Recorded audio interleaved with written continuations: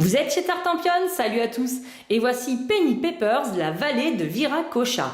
Cet opus peut être joué dès l'âge de 9 ans et nous allons tenter de cartographier la vallée sur notre petite fiche. En début de partie, chaque joueur en effet reçoit une fiche, soit on va jouer avec ce côté-là, soit on la retournera et on jouera tous avec le même côté, peut-être celui-ci. Vous allez noter l'initiale en haut à gauche de votre fiche et puis il y aura un joueur qui lancera les 3 premiers dés. Si vous n'avez que des chiffres, il vous faudra noter un chiffre sur une case vide de votre vallée. Alors en tout début de partie, vous êtes obligé d'attaquer par le contour car on arrive depuis les nuages. Vous pouvez noter le résultat d'un seul dé ou de la somme de 2 dés ou bien de la somme de 3 dés. Donc par exemple ici, je peux mettre un 3 sur le côté. Et à partir de maintenant, eh bien, tous les chiffres que je noterai devront être adjacents ou bien en vertical, en horizontal ou en diagonale. Alors sur ces dés, il y a également des symboles et par exemple sur ce dé là, eh bien on va pouvoir tomber sur notre cher ami Dakota Smith. Alors si jamais vous avez ce symbole là, vous pouvez dessiner éventuellement, mais ce n'est pas une obligation puisqu'il y a marqué pouvoir, un des 3 bâtiments disponibles. Donc on a ici une hutte, une statue ou bien la mine. Alors pour faire une hutte, il suffit de vous faire un petit triangle comme ceci et quand vous l'avez fait, vous cochez le bâtiment car vous ne pourrez faire chaque bâtiment qu'une seule fois par partie. Alors réfléchissez bien au moment où vous allez dessiner ce bâtiment-là. À savoir, la hutte vous rapportera 2 points de victoire en fin de partie par forêt adjacente, la statue 2 points de victoire par ville adjacente et la mine 2 points de victoire par montagne adjacente. Si vous tombez sur le symbole Penny Papers, eh bien elle vous permettra de noter le chiffre de votre choix entre 1 et 15. Et puis à savoir que même si vous avez ces 2 symboles et un chiffre, vous pouvez très bien faire un bâtiment, le chiffre Penny Papers et un autre chiffre disponible sur le dé. Malheureusement, si vous tombez sur un dé avec un serpent, alors là par contre, ça annule les 2 autres dés et vous allez devoir embêter un petit peu vos adversaires qui ne se priveront pas de vous rendre l'appareil. À ce moment-là, votre fiche, vous la mettez au centre de la table, tous les autres joueurs font la même chose, on mélange tout et vous récupérez la fiche d'un autre joueur au hasard. Vous ne pouvez pas reprendre la vôtre.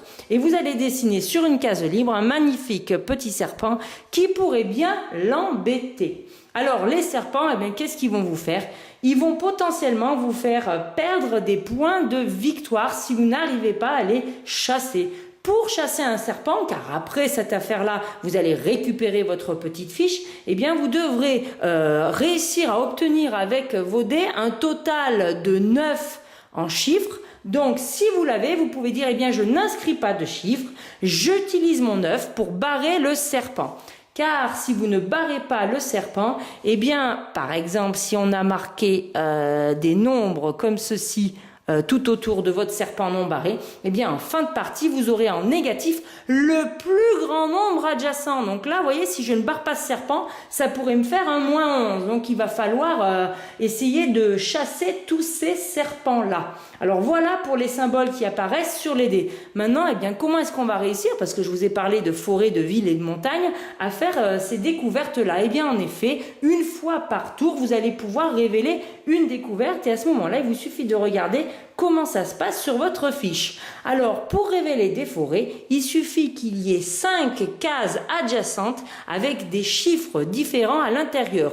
Vous entourez tous les chiffres. Alors, dans ce cas-là, vous n'êtes pas obligé de faire cette forme. Il faut qu'il y ait 5 cases adjacentes. Cette forêt-là vous rapportera 5 points de victoire en fin de partie et elle peut aussi vous rapporter des points si vous arrivez à mettre une tente à côté. Donc vous voyez, on peut cumuler pas mal de choses. Pour la ville, il faut avoir 4 chiffres de valeur exactement identiques.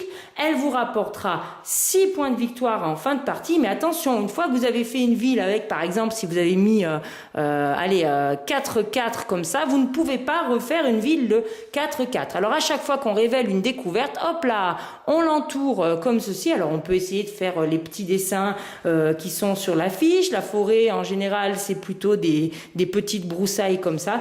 Bref, je vous laisse faire vos plus beaux dessins. Mais en tout cas, il faut l'entourer. Et attention, une fois qu'on a utilisé un chiffre pour une découverte, on ne peut pas le réutiliser pour une autre découverte. Les montagnes, eh bien, il faut tout simplement avoir noté le chiffre exact de 6 tout seul. Et vous dessinez un petit triangle si vous décidez de le révéler. Chaque montagne vous rapportera 7 points de victoire. Et enfin, vous avez la pyramide. Et elle, par contre, il faut vraiment respecter la forme de la pyramide. Il faut noter déjà 4 chiffres de valeur 10 ou plus. Et vous devez avoir une base de 3 qui amène à une pointe, comme une pyramide. Alors attention, votre pyramide peut tout à fait être inclinée dans tous les sens, mais il faut vraiment avoir la forme du triangle. La partie se termine dès qu'un joueur a rempli toute sa grille. À ce moment-là, tous les joueurs qui ont rempli toute leur grille auront 7 points de victoire supplémentaires. Vous pouvez entourer cette petite case pour vous en rappeler. On compte toutes les découvertes que vous avez fait pendant la partie, on les additionne. On compte si vous avez fait des bâtiments adjacents à ces découvertes-là, les points en plus. Et puis si vous n'avez pas vaincu les serpents, eh bien ça vous fera peut-être des points négatifs. Eh bien, chers amis, voilà pour l'opus Penny Papers Vallée de Viracocha. Bien évidemment, celui qui a le plus de points remporte la partie. Je vous laisserai vous entraîner, embêter les autres, ne vous battez pas trop. Et on se retrouve très bientôt chez Tartampion. Et en attendant, je vous dis, amusez-vous bien.